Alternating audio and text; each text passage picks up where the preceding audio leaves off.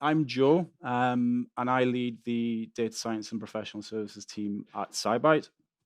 Very quickly, today I'm going to be talking to you a little bit about ontologies and large language models and their ability to play together to democratize scientific data. We see a lot of theme here where it's all about data access, lowering that barrier of entry and ensuring that people can get access to the data that they need as quickly as possible. So I'm going to start really quickly by giving you an overview of who we are at SciBite, for those of you that haven't heard of us before. We've got a very high-level mission where we basically want to make data better. We play predominantly within the life sciences, working with large pharma, and we have a suite of semantic technology covering components such as ontology management, named entity recognition, and semantic search as well.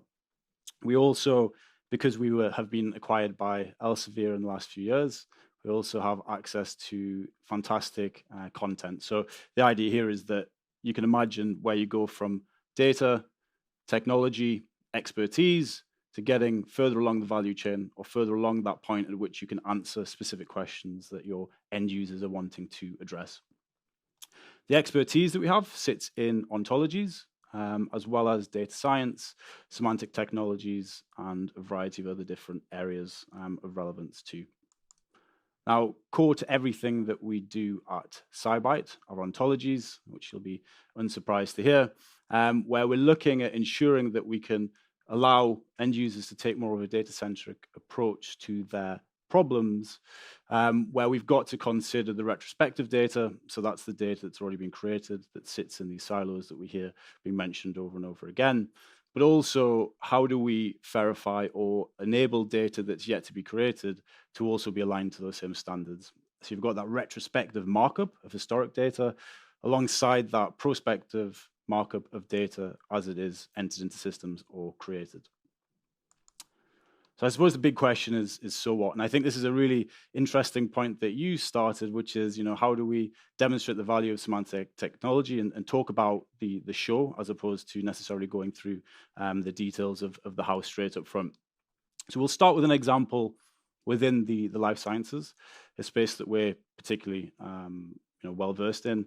It looks like everything's going well. There's a massive increase in data that's available to everybody, whether that be through initiatives such as AlphaFold with loads of protein data. Obviously, there's a massive increase or big progress in technology that's available to us. And we can see that that's demonstrated in the candidates that are in pipeline right now that have been generated using AI approaches, etc. So everything looks fantastic. But we all know that's not really completely true. There's still a lot of issues when it comes to the productivity within the R&D pipeline. Lots of limitations where we see increasing costs and that time taking to get drugs to market still far too long. So if we look at the fact that nearly half of large pharma fail to report positive productivity within R&D, and the fact that there's a staggering 75% of drug candidates being developed by SMEs as well as small biotech, there's clearly issues that need to be addressed within the R&D space. So how can we support that R&D process? So the first thing that we can look at is what is the process of addressing a particular question with R&D. Oftentimes, scientists will go to multiple sources, multiple silos, as we've heard before, pull data back and do their analysis in separate systems. But and I hope this plays, it's a video, let's see. There we go. So what we've done is we've worked on a system. This is the show and not the talk about, whereby you can go into the system, you can ask it a natural language question.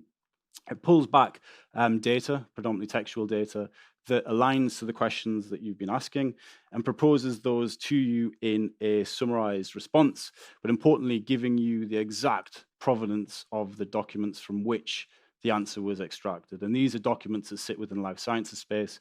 Importantly as well, it has the ability to interact with it in a chat interface, so you can go back and forth. It's got memory built in. You can ask questions of the previous questions that have been addressed.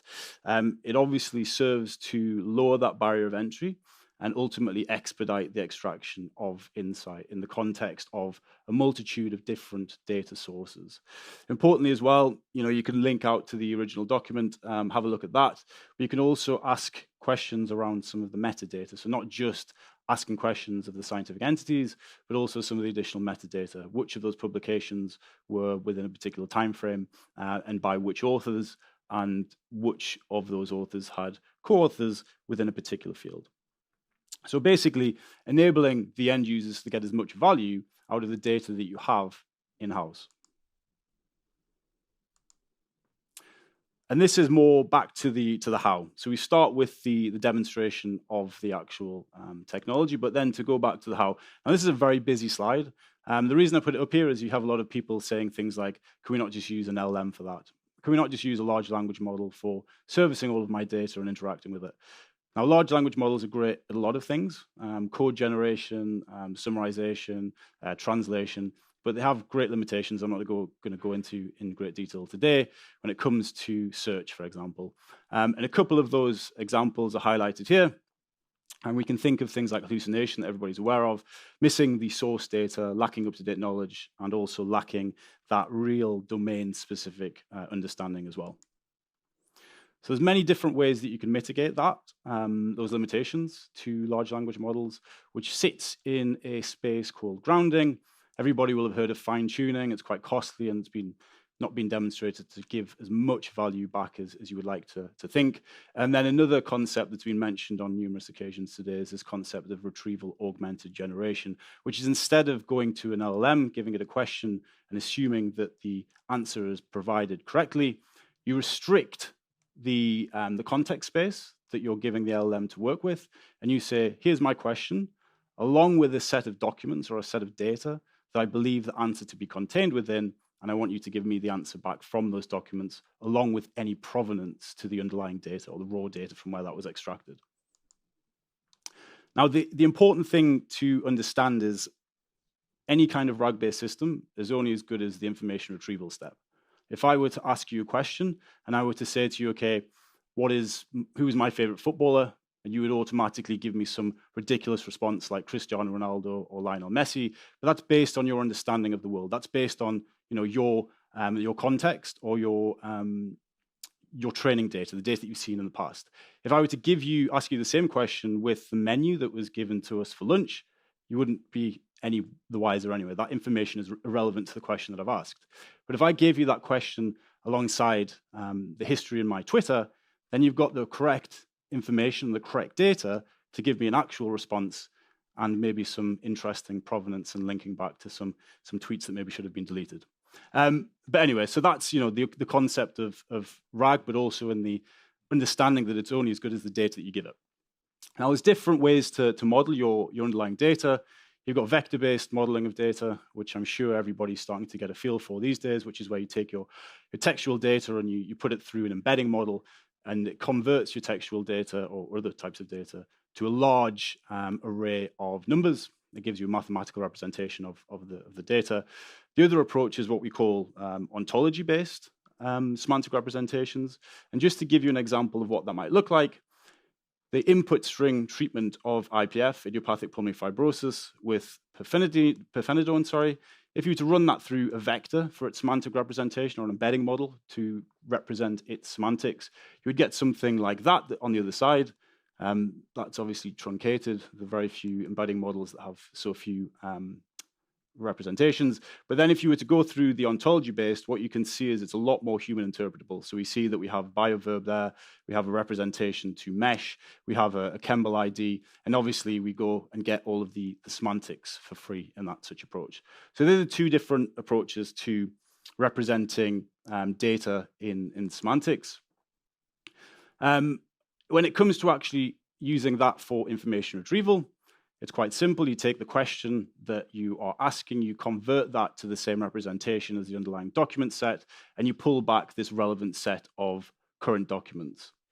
Now, what we did at SciBite was we started to look at the comparison between vector-based information retrieval for RAG-based search alongside this ontology-based information retrieval. We came up with a crude methodology for comparing those, where basically we took an open set of Q and A, well, a bit open set of Q and A data that came with a set of documents within a Medline corpus that was believed to contain the answers. And we basically ran a variety of different tests on that gold standard set, where we used semantic ontology search. So that is the ontological search that we presented before, and compared that to a vector-based information retrieval. And just for completeness, we also had a comparison that took the combination of the two. So that was a hybrid of vector alongside ontology-based, interleafing the documents that are returned and taking the top document set from that.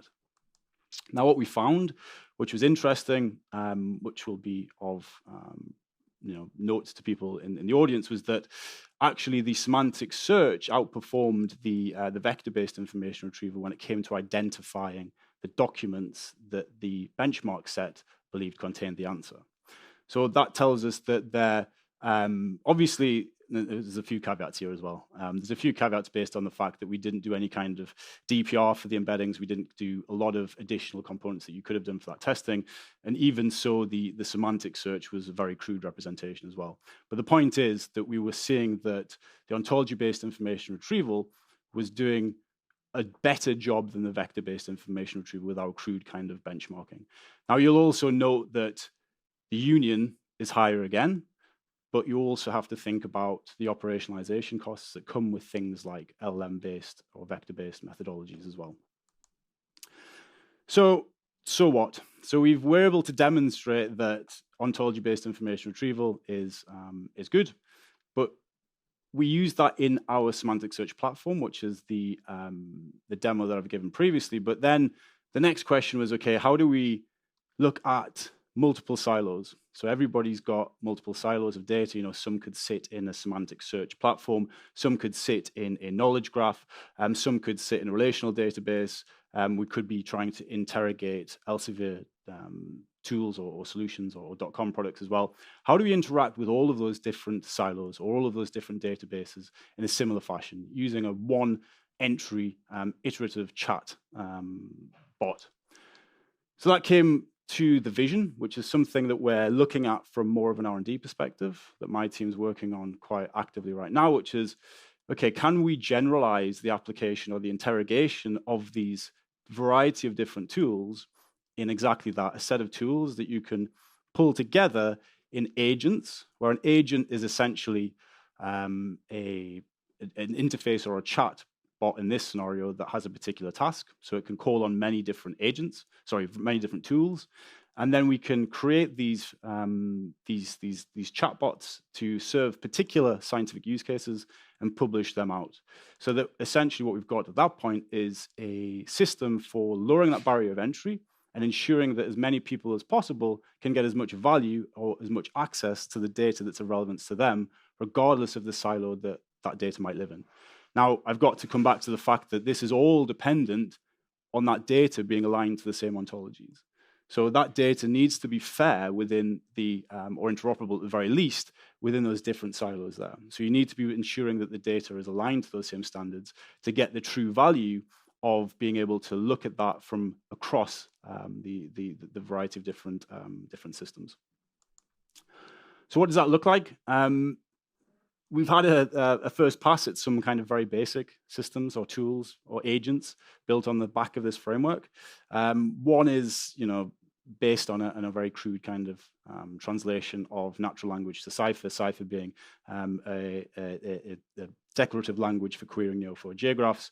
We've also got bots that we call agents that we've developed against particular use cases. So for example, we've got a microbiome drug repositioning bot that builds on top of a knowledge graph, as well as a semantic search platform, as well as a conversion between natural language to entities. There's many different tools that are built up as part of that bot. But I think that the expectation here is that everybody's seen that chat is used more and more, and it's kind of the expectation of how people are interacting with technologies going forward. It can talk back, and it can clarify, and it can direct you down different conversations that maybe you were not initially expecting to have.